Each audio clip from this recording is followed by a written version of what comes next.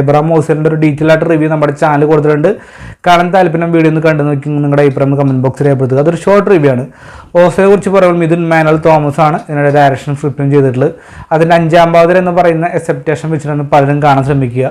ഏറ്റവും പറയട്ടെ, നിങ്ങൾ 5ാം പാതിര കണ്ടിട്ടാണ് ഓസലിന് പോകണമെങ്കിൽ 5ാം പാതിര അടിച്ച് മറക്കുക, ഓസലിനെ ഓസലായിട്ട് സമീപിക്കുക.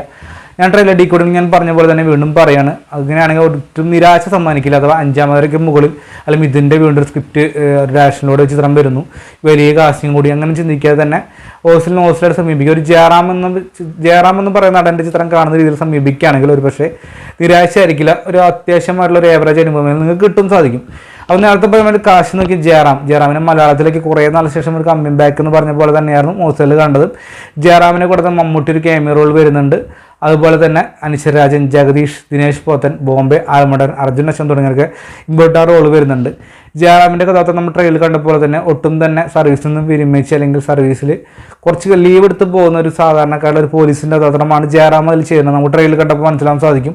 കാരണം അദ്ദേഹത്തിൽ നിന്ന് എന്തൊക്കെ നഷ്ടപ്പെട്ടു പോകുന്നു, ഒട്ടും തന്നെ ജീവിതത്തിൽ പരാജയങ്ങൾ അല്ലെങ്കിൽ എല്ലാത്തിനും പിൻവലിഞ്ഞ് നിൽക്കുന്ന ഒരു കഥാപാത്രമായിട്ടാണ് മുന്നോട്ട് പോയിട്ടുള്ള ട്രെയിലർ കണ്ട പോലെ തന്നെ ഇതിലും അദ്ദേഹം അതിങ്ങനെയൊക്കെ വരുത്തിയെടുക്കാൻ ശ്രമിച്ചിട്ടുണ്ട്.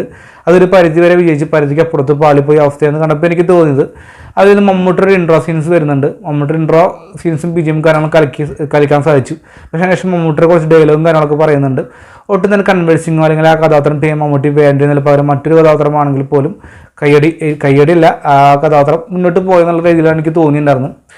അപ്പോൾ അതാണ് ഞാൻ നേരത്തെ പറഞ്ഞ പോലെ തന്നെ കഥാപാത്രങ്ങൾ ബാക്കിയുള്ള അനശ്വരാണെങ്കിൽ ജഗദീഷ്, ദിനേശ് പോത്തൻ, ബാക്കി എല്ലാ വ്യക്തികളും നല്ല രീതിയിൽ തന്നെ ചേരുന്നുണ്ട്. അർജുൻ അശോകൻ, അതുപോലെ ബോംബെ ആലമ്പൺ മലയാളത്തിൻ്റെ കുറേ കാലം ശേഷം അദ്ദേഹം തിരിച്ചു വന്ന രീതിയിലൊക്കെയാണ് ഓസലിൽ സമീപിച്ചത്. ഒരു പാട്ടുള്ള പൂമാനം എന്ന് പറഞ്ഞ പാട്ട് അത് ഓക്കെ ലെവൽ തന്നെയായിരുന്നു. BGM ആണെങ്കിൽ അതായത് ചിത്രത്തിന് വേണ്ടുള്ള BGM തന്നെയാണ്. അതായത് കണ്ടിറക്കുന്ന പ്രേക്ഷകന് കൂടുതലായിട്ടൊന്നും തന്നെ എന്താ പറയുക, കൂടെ നമ്മൾ പടിയിറങ്ങുമ്പോൾ ചില കഥാപാത്രങ്ങൾ മനസ്സിലേക്ക് കൊണ്ടുവന്ന പോലെ BGM കാര്യങ്ങളൊന്നും ഒട്ടും തന്നെ ഇല്ല. തിയേറ്ററിൽ ഇറങ്ങുമ്പോൾ അവിടെ തന്നെ വെച്ച് പോരാന്ന രീതിയിൽ തന്നെയാണ് ഒരു ഇത് സമീപിച്ചിട്ടുണ്ടായിരുന്നത്.